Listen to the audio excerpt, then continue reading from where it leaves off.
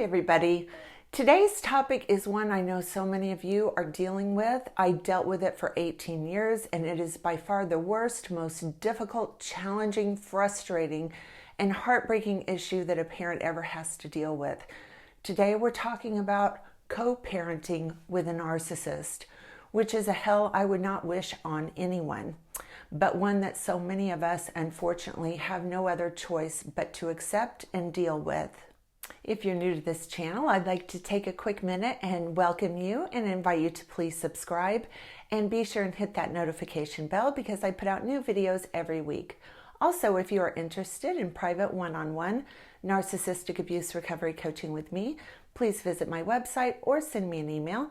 Both are linked in the description below. Let me first say that there is no co-parenting with a narcissist. If your ex has narcissistic personality disorder, there is no co-parenting.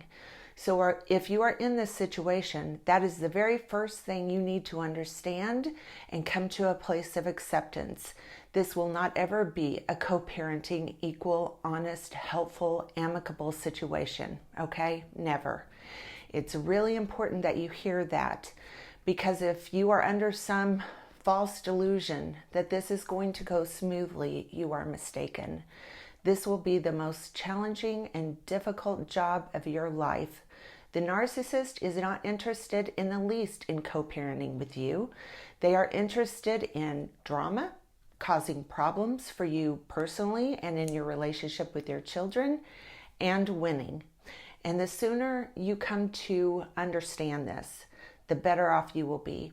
You cannot have a fantasy that the narcissist will do what is in the best interest of your children, because they are not able to empathize with anyone, not even their own kids.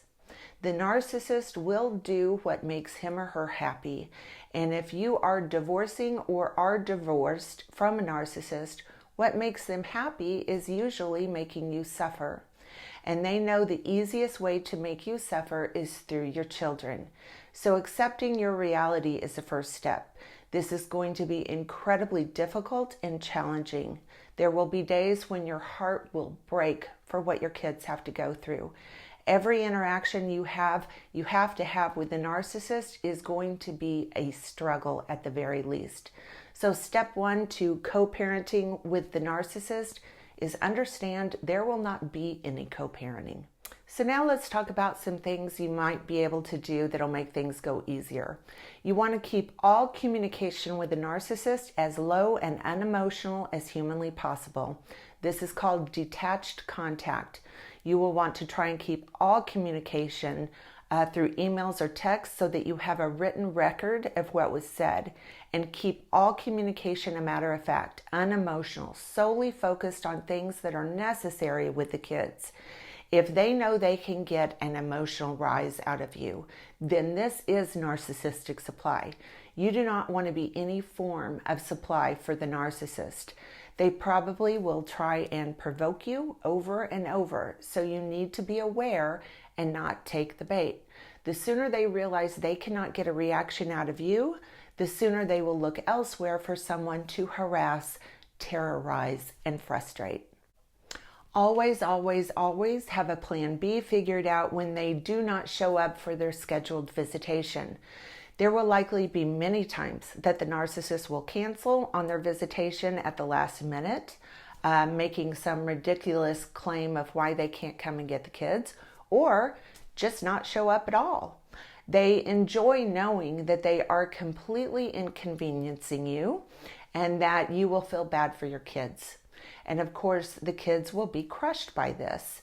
This is intentional and is unlikely they will ever stop. So it's always a good idea to have a plan B to lower the harm and the impact this has on your children. Do not ever count on them following the court orders, and don't expect the judge to enforce the court orders either. Narcissists have absolutely no regard for the court orders, and the more the court lets them get away with violating them, the more they enjoy doing it. If you are dealing with someone who has narcissistic personality disorder, they will not have any regard or respect for the court orders, and they will break them consistently. Unless you have a judge who will sanction them with consequences that they personally do not enjoy, this is going to be an ongoing issue. You are going to need a parenting plan of steel. There cannot be any part of the agreement that is open to interpretation or something that you and the narcissist can work out. The parenting plan needs to be very specific, and if you can get sanctions listed in the parenting plan, consequences of exactly what will happen when they violate the orders of the court, this will be a huge help. You could make it money, lost time with the kids, or in extreme circumstances, their freedom. All of this needs to be laid out in the parenting plan so that the police and the judge are very clear on what is expected of them and when the narcissist violates the order of the parenting plan. I highly recommend that you learn how to file your own motions to the court.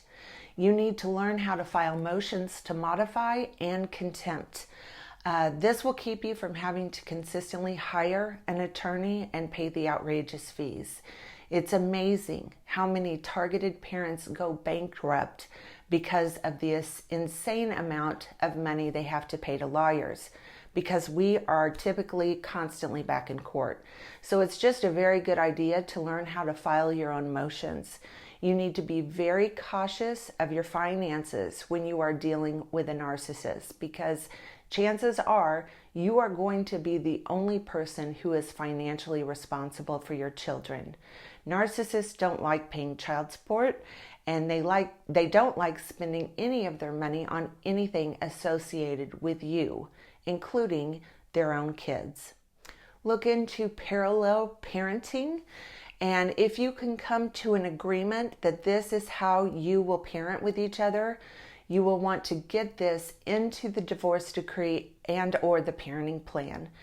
Parallel parenting is an arrangement between parents who are unable to co-parent, and you do this by disengaging from each other, having extremely limited contact with each other.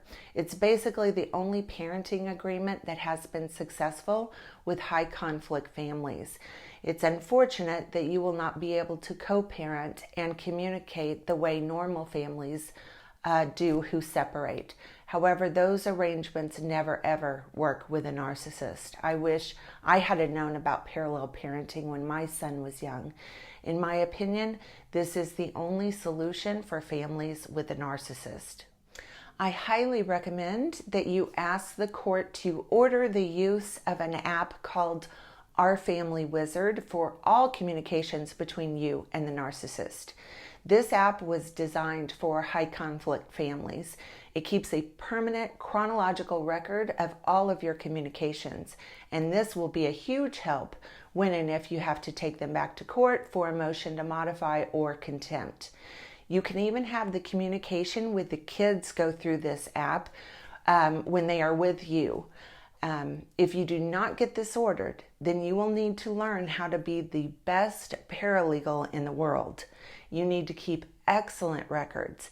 That's why I think Our Family Wizard is such a wonderful tool, because it keeps everything in one spot in chronological order. There is no he said, she said, and the court can have access to it at any point in time.